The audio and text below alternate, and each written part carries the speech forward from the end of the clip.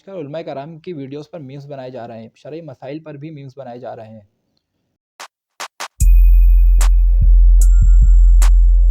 السلام علیکم، امید آپ سب لوگ خیریت سے ہوں گے۔ ناظرین، ابو بن ادم سو رہے تھے کہ اچانک انہیں اپنے کمرے میں روشنی محسوس ہوئی۔ انہوں نے دیکھا تو ایک فرشتہ تھا جس کے ہاتھ میں سونے کی کتاب تھی۔ ابو بن ادم نے اس فرشتے سے پوچھا، اس کتاب میں کس کے نام ہیں؟ تو اس فرشتے نے جواب دیا، اس کتاب میں ان لوگوں کے نام موجود ہیں جو اللہ سے محبت کرتے ہیں۔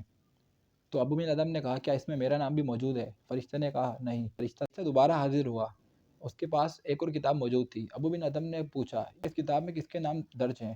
فرشتے نے کہا، اللہ جن سے محبت کرتا ہے ان کے نام موجود ہیں۔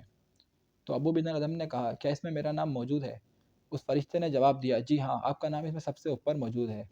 تو ناظرین، آپ نے دیکھا کہ جو اللہ کے بندوں سے محبت کرتا ہے، اللہ بھی ان سے محبت کرتا ہے، لیکن جو اللہ کے محبوب بندوں کا مذاق اڑاتے ہیں، ان کے بارے میں میمز بناتے ہیں، اپنے دلوں میں ان کے لیے بغض رکھتے ہیں، تو سوچے اللہ ان سے کتنا ناراض ہوتا ہوگا۔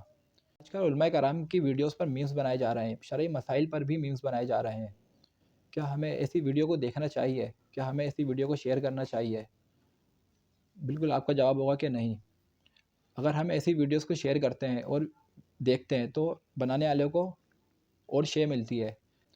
میرا یہ ویڈیو بنانے کا مقصد علماء کرام کے بارے میں میمز جو آج کل بہت زیادہ چل رہے ہیں، ان کے خلاف بات کرنا ہے۔